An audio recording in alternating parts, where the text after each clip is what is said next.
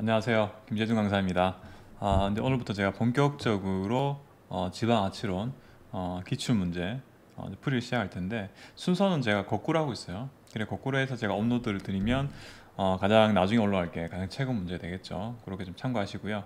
그리고 지방아치론은 기출문제 자체가 해설을 길게 할 만한 게 없는 게 많죠. 단순하게 법령에서 이 표현만 살짝 바꿔서 내는 경우가 많기 때문에 뭐 그런 거에서는 제가 디테일하게 설명 안 드릴 거고요.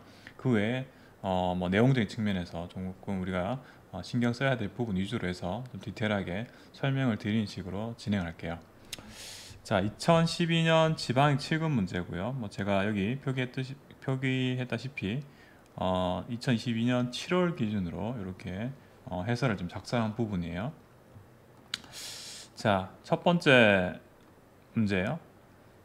우리나라 지방자치단체 사무 배분의 원칙으로 보기 어려운 것에 나왔죠. 내용을 보니까 비경합의 원칙, 그리고 포괄성의 원칙, 그리고 특례 금지의 원칙, 그리고 네 번째 충분 재정의 원칙. 자, 한마디로 비경합의 원칙은 사무 배분할 때 경합이 발생하면 안 된다는 원칙이고 여러분도 내용 알고 계실 테고, 그리고 포괄성의 원칙도 마찬가지죠. 그러니까 그 관련 사무까지 같이 배분해라는 의미죠. 그리고 충분 재정 원칙도 이 사무를 처리할 수 있도록 충분한 재정까지 뒷받침이 돼야 되는 내용인데 특례 금지 원칙 자체는 생뚱맞게 나왔죠, 그냥. 사실 그리고 우리나라 지방자치단체는 특히 이제 뭐 지방자치법에도 마찬가지로 별도의 특례를 많이 두고 있죠. 그래서 특례 금지 원칙이라는 내용 자체도 없고 그뭐 실제로 우리나라에서도 특례를 많이 주기 때문에 정답은 3번이고요. 자, 그러면요 볼까요? 비경합이었나요? 비경합 찾아볼게요. 어떤 원칙이 있는지 제가 보면서 사실은 이제 가장 많이 나왔던 원칙은 보충성의 원칙이죠. 그래서 사무 배분할 때 일단은 이 세부적으로 보충성 원칙 관련해서는 두 가지로 나누게 돼요. 디테일하게 제가 표기를 해드릴게요. 이렇게처럼 지방정부 우선의 원칙과, 그러니까 중앙하고 지방과의 관계에서는 지방정부 우선이 된다. 그리고 기초지방정부 우선의 원칙은 광역과 기초 간의 이 우선순위를 따질 때는 기초지방정부가 우선해야 되는 원칙이죠. 그리고 이 내용이었고요. 두 번째가 이제 방금 현재 나왔던 비경합성의 원칙이죠. 그래서 서로 중복되지 아니하도록 배분해야 된다는 것을 의미하고요. 자, 그리고 포괄성의 원칙이죠. 포괄성의 원칙은 자기 책임하에 종합적으로 처리할 수 있도록 사무를 포괄적으로 배분해야 된다. 자, 그리고요. 충분 재정의 원칙은 이런 이양한 권한 및 사무가 원활히 처리될 수 있도록 행정적, 재정적 지원을 병행해야 한다는 거죠.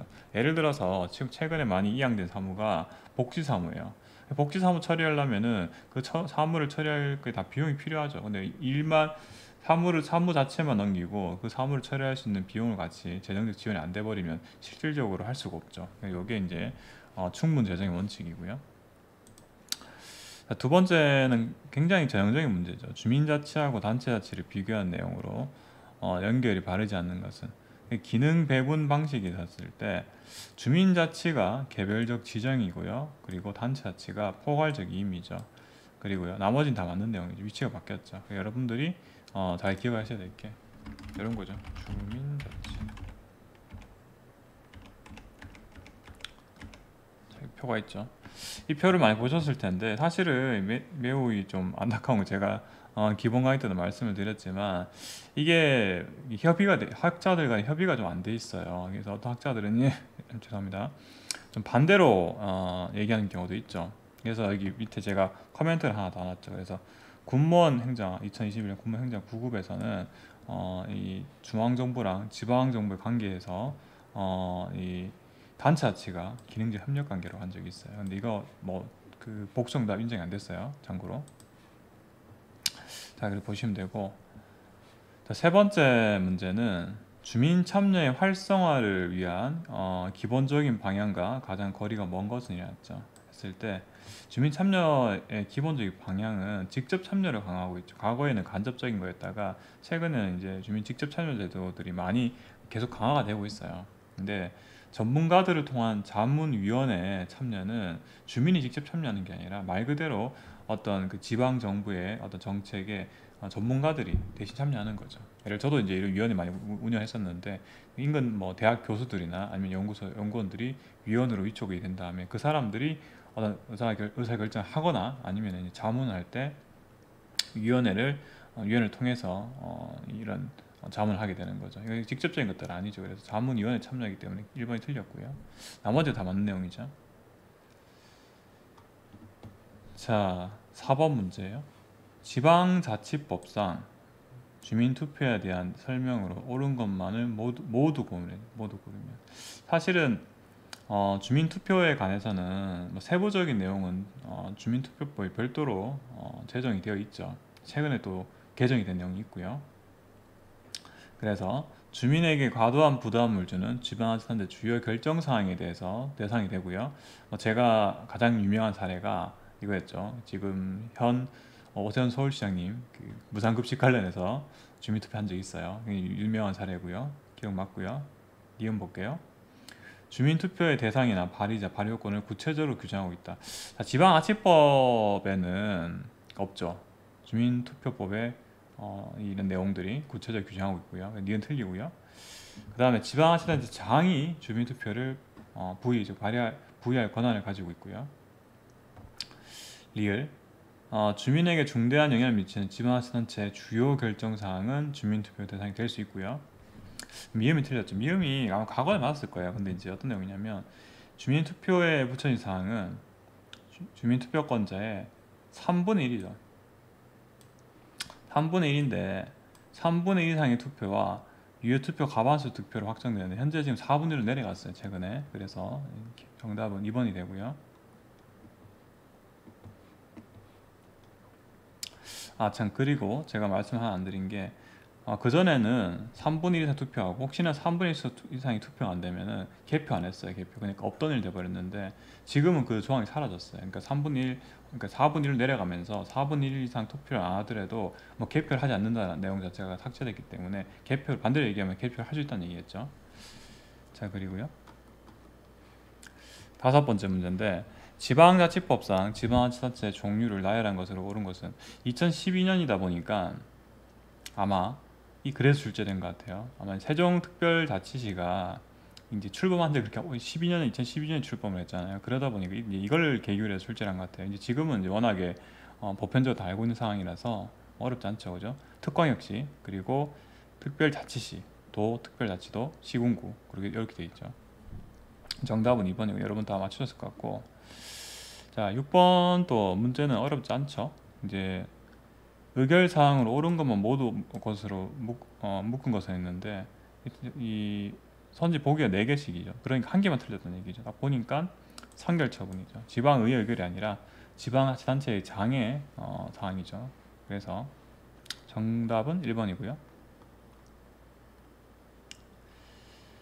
7번 문제. 우리나라 지방공기업에 대한 설명을 옳지 않은 거죠. 지방공기업은 지방직영기업, 그리고 지방공사, 지방공단 세 가지가 있죠. 그래서 직영기업 같은 경우는 말 그대로 지방자치단체 소속기관이에요. 공무원들 일하는 데죠. 그래서 서울시 그 상수도 사업본부 이런 데가 대표적인 지방 직영기업이고요. 지방공사는 서울 SH공사, 도시공사죠.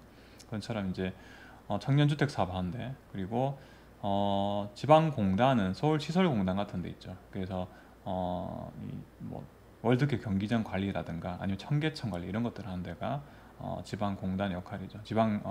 시설공단에. 자, 지방공사는 할 수 있는 범위가 넓어요. 할 수 있는 업무 영역이 위탁 관계없이 좀 확장할 수 있고요. 그리고 출자도 받을 수 있죠. 지방공사에 안정해서.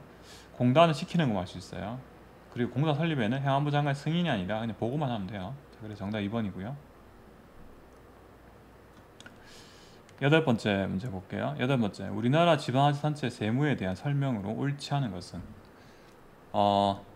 1번. 사실은 뭐 추경은 뭐 지방자치단체만 해당되는 게 아니라 우리 뭐 중앙에서도 똑같이 이루어지죠. 그래서 추경을 편성해서 의회 의결 받는 거. 그래서 정부에서도 추경 편성한 다음에 국회 의결 받아야 되죠. 똑같은 내용이고요. 2번째, 재정 자주도는 재정 자립도가 지방교부세 효과를 반영하지 못한 문제를 해결하는 데 도움을 주는 지표다. 맞죠? 자주도 같은 게 분자에 지방교부세, 즉 남한테 받는 거지만 용도 제한이 없는 재원이 포함하는 개념이기 때문에 이런 자립도가 너무 낮게 측정되는 부분을 해결할 수 있는 지표고요. 세 번째, 보통 교부세는 지출해야 될 용도가 전혀 특정 지원에 해당한다. 일반 지원, 보통 교부세는 받은 다음에 아무데나 쓸 수 있어요. 내가 쓰고 싶은 데 쓸 수 있어요. 비록 남한테 받는 거긴 하지만, 그래서 이 재정 자립도랑 재정 자주도가 달라지게 되는 결정적인 차이를 만드는 요소죠. 자, 3번이 맞고요. 지방자치단체도 회계는 일반회계랑 특별회계 구분한다. 뭐 중앙행정기관도 마찬가지로 일반회계, 특별회계로 구분됐죠. 자, 9번째 문제예요. 9번째, 우리나라 지방자치 제도에 대한 설명으로 옳지 않은 것은인데, 교육위원이 2012년 당시에 있었을 텐데, 현재는 제주특별자치도에만 교육위원이 있어요. 교육위원. 이게 논리가 이거였죠. 제가 쪽 메모장으로 단체장이 있으니까 지방자치단체장, 단체장이 있고, 지방자치단체장이 있고, 지방의회가 있잖아요. 근데 우리나라는 독특하게 이게 교육자치를 해서 시도별로 교육감을 따로 선거를 통해 선출하고, 그러면 이제 여기 일반적인 지방자치단체와 마찬가지로 이 기관 대립형이니까 교육의회가 있어야 되지 않나? 교육의회. 그렇죠. 이 논리죠. 자, 그런데 한 번밖에 선거를 안 했어요. 한 번 선거하고 사라졌어요. 지금은 그 교육의회는 제주도에서만 제주특별자치도죠. 정확히는 제주특별자치도에서만 이 교육의원을 선출하고 있고요.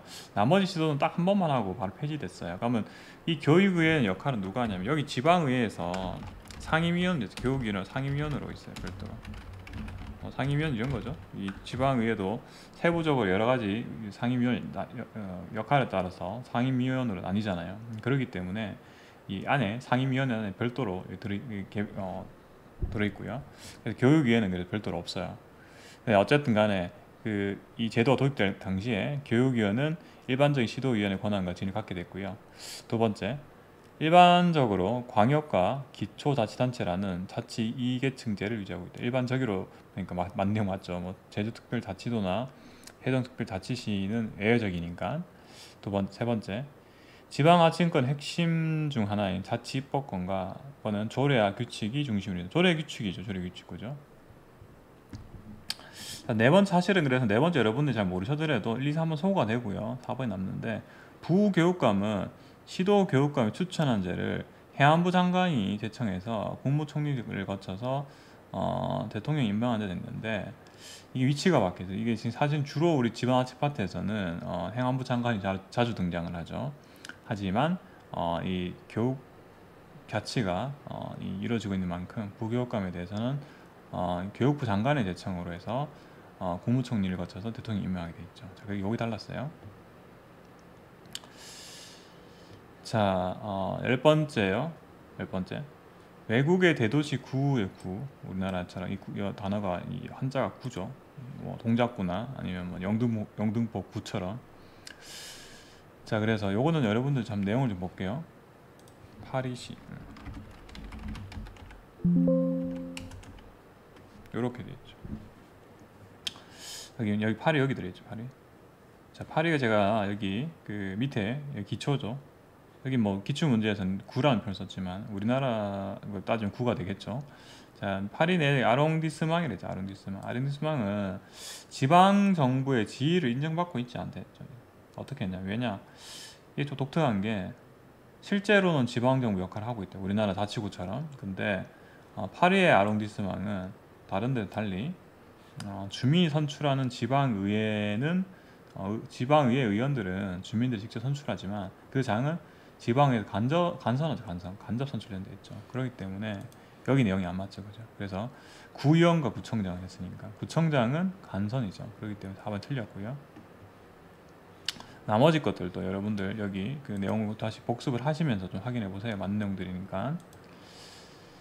자, 그리고요 11번째 문제는 특별지방행정기관, 특행기관이죠. 특행기관 어떤 거예요?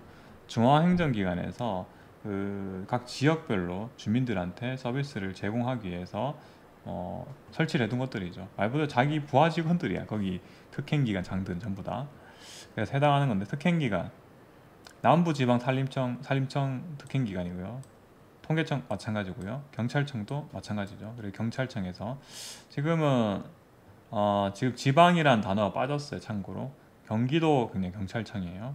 예전에는 이제 지방이라는 이름이 있었지만 자 어쨌든 이렇게 1, 3, 4가 특행기관이 맞고요. 4번은 부산진해 경제자유구역청. 제가 뭐 이 강의할 때마다 예시 많이 들은 게 조합 지방자치단체 조합으로 가장 예시가 많이 나오는 게 부산진해 경제자유구역청이에요. 그래서 조합이라고 해서 끝이 조합으로 끝나는 게 아니죠. 그죠? 단어가.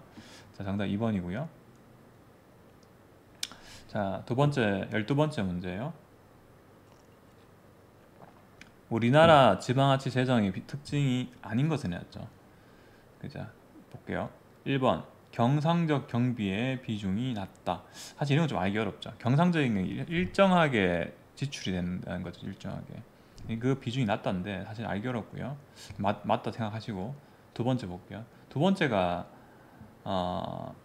그죠? 국고 의존성이 매우 높은 편이다. 맞는 내용이지, 맞는 내용. 자 보니까 국고는 맞죠. 제가 정답을 표기를 잘못한 것 같은데 그죠? 1번이죠 1번. 제가 보니까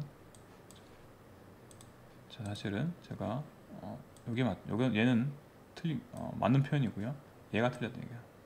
경상적 경비가 비중 이게 사실은 이게 알기 어렵지만 경상적 경비의 비중이 낮다 했으니까 그러면은 비중이 높다는 게 맞는 내용일 테고 나머지 것들 여러분들이 이제 맞는 내용이기 때문에 좀 속아낼 수 있겠죠. 국고 의존성이 매우 높은 편이다. 그래서 제가 예전에 지방자치 발전위원회 근무할 때 이런 얘기 있었어요. 이할 자치한다고. 그러니까 결국은 지방에서 사무 처리는 많이 하는데 지방자치단체 자체적으로 벌어들인 수익은 20%밖에 안 된다고 했어요. 사무 처리는 실제로 70%하고 지금 뭐 3할 자치까지 넘어갔다고 제가 퇴직하기 전에 이렇게 들었는데 그만큼 갭이 발생하잖아요. 그러니까 사무 처리는 많이 하는데 이 재원은 부족해요. 그럼 그만큼 국고에 대한 국가로부터의 의존성이 높을 수밖에 없고요. 지방자치단체 간의 재정 자립도의 불균형이 매우 심한 편이고요. 재정 자립도 불균형이 예를 들어서 서울시 강남 같은 경우에는 재정 자립도가 굉장히 높을 수밖에 없어요. 직접 구청 지방 강남구에서 나는 세금 자체가 많죠. 예를 들어 특히 지방세 같은 경우에는 재산세 비율이 높아요. 이게 재산가세 비율이 높기 때문에 아파트값 한마디로 부동산 가격이 높으면은 세수 확보가 유리한데 시골 같은 데 가면 그런 게 잘 없잖아요. 그죠? 그렇기 때문에 격차가 심할 수밖에 없고요. 자, 그리고 네 번째, 지방 재정의 세입 규모가 국가 재정에 비해서 빈약하다. 뭐 사실은 제가 방금 말씀드린 그 내용들인데 그러다 보니까 국고 의존성이 매우 높을 수밖에 없을 거예요. 그죠? 그래서 정답은 1번이다. 경상적 경비의 비중이 높다 이렇게 되어 있고요. 자, 그래서 사실 이런 것들은 뭐 소거를 잘 하셔야 되겠죠. 자, 13번째 문제예요. 지방자치법상 국가의 지방자치단체에 대한 지도감독 기능에 해당하지 않은 것은 국가에 대해서 지방자치단체 장에 대한 직무이행명령. 그래서 일을 안 하고 있으면 일 시키는 게 직무이행명령이죠. 위임사무 같은 경우에 일 안 하고 있어 별로. 자, 안 하고 있을 때는 이행명령 할 수 있죠. 두 번째, 지방자치단체 자치사무에 대해서도 감사를 할 수 있죠. 감사는 예외적이긴 하지만 그래서 위법한 경우에는 자치사무를 하더라도 감사를 할 수 있고요. 그리고 시도 지방의 의결의 제의와 제소에 대해서도 만약에 지방자치단체의 시도지사겠죠. 여기서는 시도지사가 이 지방의 의결이 적절하지 않아. 제의를 안 하고 있어. 제의해야 되는 제의 요구를 하라고 제의 요구를 하게 할 수 있죠. 위에서 중후부 장관이. 그리고 제의 요구는 했는데 이 해당 그 시도 지방의 의결이 위법해요. 위법했는데도 불구하고 그대로 그냥 재의결이 돼버렸어. 그러면 대법원에 제소를 해야 되잖아. 20일 이내. 그럼에도 불구하고 안 하고 버티고 있네. 그럼 어떻게 해요? 제소 지시를 해야 되죠. 자, 그래서 이게 지도감독 기능이 맞고요. 마지막이 정답 4번인데 지방자치단체 조정교부금의 비도 설정인데 조정교부금은 광역지자체랑 광역지방자치단체가 기초지방자치단체에 내려주는 거죠. 이런 거는 국가의 지방자치단체에 대한 지도감독 기능보다는 지방자치단체와 기초지방자치단체 사이의 문제죠. 그래서 정답 4번이고요. 14번 문제는 정답 없음으로 표기가 되어 있죠. 사실은 이제 여기 제가 밑에 내용을 좀 찾아 적어놨는데 이렇게 되어 있죠. 일단 볼게요. 주민의 권리를 제한하는 상황에 대해서는 법률에 위임이 있어야지만 조례 제정할 수 있고요. 맞고요. 얘는 맞아요. 그리고 두 번 니은 법령이나 조례가 위임한 범위에서 지방자치단체 의장은 지방자치단체의 장 이렇게 돼야 되죠. 는 규칙을 제정할 수 있는데 이 법이 바뀌었어요. 올해 1월 14일부터 법령이나 조례의 범위에서 위임한 범위 다르죠, 그죠? 구체적으로 위임을 해줘야 되는 거고요. 범위에서라면 그 상위 법령이나 조례만 위반 안 하면 되는 거예요. 그렇기 때문에 좀 법의 규칙의 제정 범위 넓어졌죠. 니은도 사실 틀린 내용이 되고요. 그 다음 지방에서 의결된 조례안은 10일이 아니라 이거 5일이죠. 수치만 잘 기억하셔야겠죠. 5일 이내에 지방자치단체 장한테 이송되어야 되고요. 그리고 지방자치법은 법령의 범위에서 조례 제정이 가능하도록 규정하고 있다. 맞죠? 그러니까 지금 규칙도 이렇게 바뀌죠. 법령이나 조례가 조례의 범위에서 이렇게. 자, 미음이 틀렸죠. 제 요구를 받은 조례안은 제적의원 과반수 출석과 출석의원 과반수 찬성으로 제 요구를 받기 전과 같이 의결되면 조례로 확정된다. 자, 과반수 출석과 3분의 2 이상이 찬성이 3분의 2 숫자를 기억하셔야겠죠. 그래서 미음 틀렸죠. 자, 그래서 원래 정답은 1번이 되겠죠. 근데 이제 규칙의 제정 범위 넓어져서 정답 없음 처리됐고요. 자, 15번째 문제예요. 지방자치 행정에 대한 주민 참여 설명을 옳지 않은 것은 직접 참여 제도 우리나라도 많이 이 제도를 많이 새롭게 도입도 하고 있고요. 또 그리고 또 한 가지 방면은 조금 더 과거보다 올해 지방자치법 개정 사항을 보면은 참여하기가 조금 그 과거보다 좀 쉽게 만들어놨어요. 그죠? 서명을 받아와야 될 숫자가 좀 낮아졌죠. 두 번째, 행정 재량권의 증대에 따라서 민주적 통제의 필요성이 커지고 있다. 뭐 이런 건 맞는 내용이고요. 3번이 명확히 틀렸죠. 아른슈타인은 시민 참여 8가지를 제시했는데 형식적, 실질적, 제도적이래. 제도적인 말이 없죠, 그죠? 비참여, 형식적 참여, 실질적 참여 이렇게 큰 카테고리 3가지였고 그 안에서 구체적으로 8가지 나눴죠. 자, 그래서 정답 3번이고요. 다시 볼게요. 그래서 비참여 조작이 가장 낮은 단계죠. 참여도가. 그 다음에 그거 조금 나은 게 임시치료고요. 그 다음에 제가 화살표 이렇게 그 부등호 표시를 해놨죠, 그죠? 그 다음 위에 게 이제 형식적 참여 넘어가서 정보 제공, 그 다음에 상담, 그리고 회유, 그리고 그 위로 넘어가면은 주민 권력적 참여 혹은 실질적 참여인데 대등 협력과 그 다음에 권한임, 자주관리 이렇게 이어지죠. 자, 그래서 이거 8가지도 우선순위 다 아셔야 되고요. 그 세 번째 내용도 좀 기억을 하셔야겠죠. 자, 16번째 문제가 조금 생소한 게 나왔는데 머신정치란 말이 나왔어요. 머신정치, 지방자치단체에서 발생한 머신정치 피해를 타파하기 위한 이 미국의 개혁 정치가들이 제안한 제도와 가장 거리가 먼 것은 사실은 지방에 우리나라 같은 경우 지방선거에서 정당 공천제를 허용해야 되나 안 해야 되나 그 논리가 지금 사실 이 내용과 좀 관련이 있어요. 지방선거에서 정당 공천제 지금 물론 다 하고 있지만 그 교육감 선거 제외하고 하고 있지만 반대 논리가 있었죠. 왜냐하면 이 지방선거가 중앙 정당에 예속된다는 얘기죠. 한마디로 머신 정치라는 것은 이 정당과 이 지역의 정치인들이 이 유권자나 지지자들한테 혜택을 준 대신에 하자는 대로 하는 거예요. 말 잘 듣는 거야, 한마디로.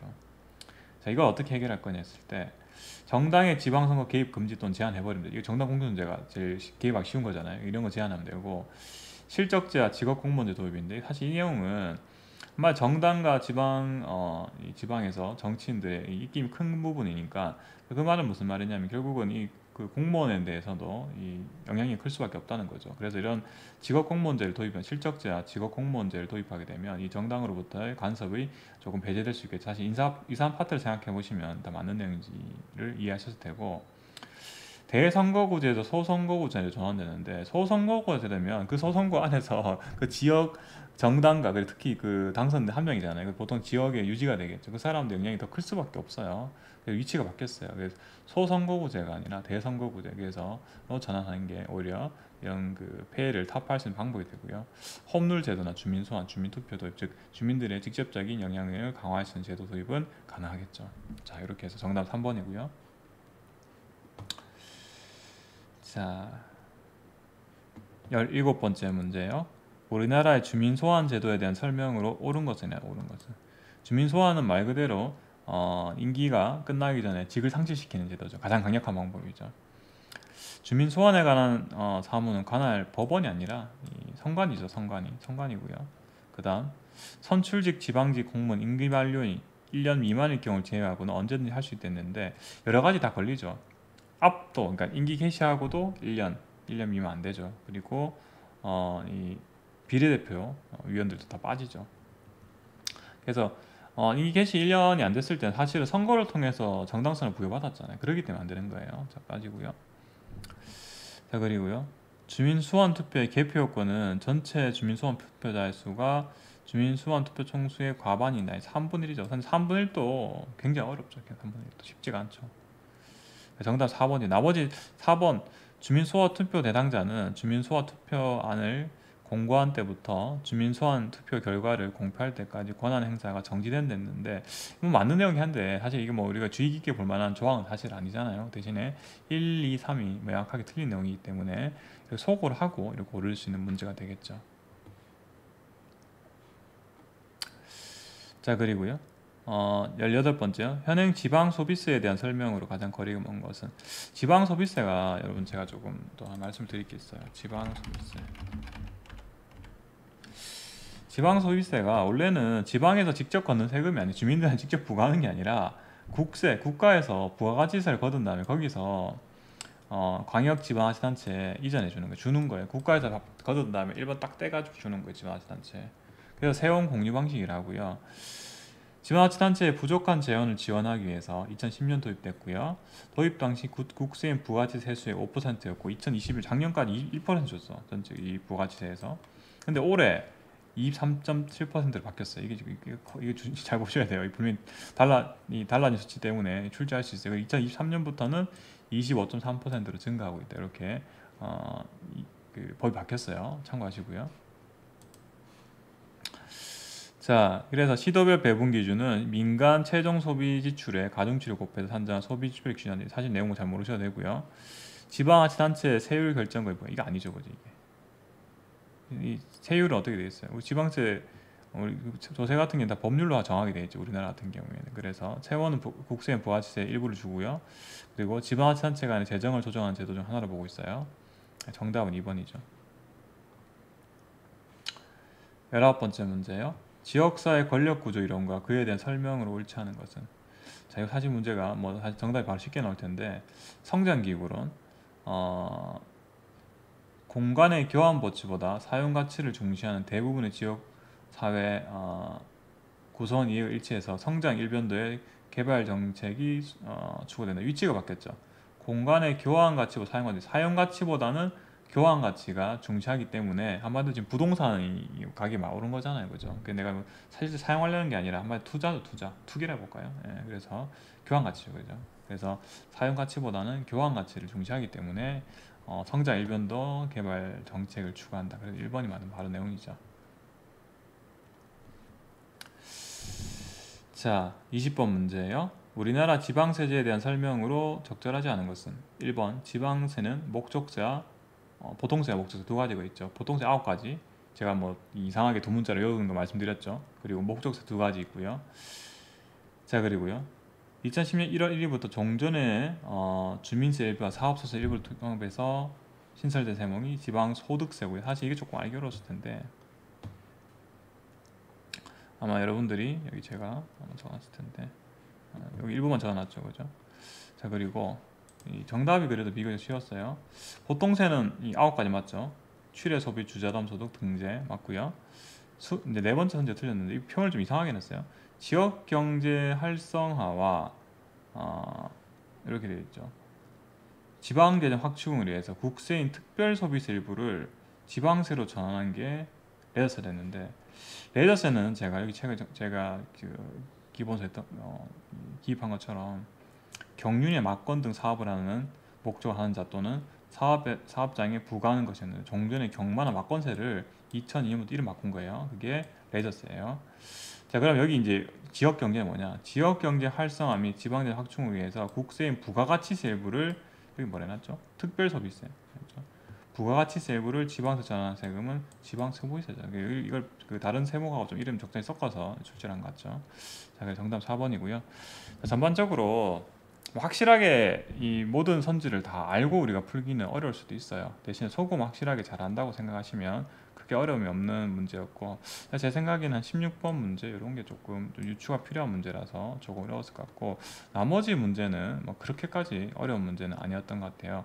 자, 그리고 제가 이 그 지방아치론 기출문제 학습 방법 좀 말씀을 드리면, 이제 그 한 해를 해당 하나하나를 꼼꼼하게 다 보고 천천히 가는 것보다 하루 날 잡고요, 꼼꼼하게 다 안 보셔도 돼요. 이 하루에 최소한, 지금 제가 21회인데 최소한 못해도 5회, 4일 정도면 다 할 수 있겠죠. 21회니까. 그래서 한 번에 좀 많이 보셔야 돼요. 그래야지 이 반복되는 패턴이 보이거든요. 그래서 그렇게 한 번에 좀 많이 학습하시는 걸 권해드리고요. 그리고 이제 나중에 이제 틀린 거 표시만 드시면 되겠죠. 나중에 이제 두 번째 볼 때는 틀린 문제 위주로, 틀린 내용 선지 위주로만 좀 확인하시면 될 것 같아요. 자, 오늘 첫 프리 강의였는데, 프리 강의 듣는 수고하셨고요. 그러면 다음 강의 때 뵙겠습니다. 네, 수고하셨습니다.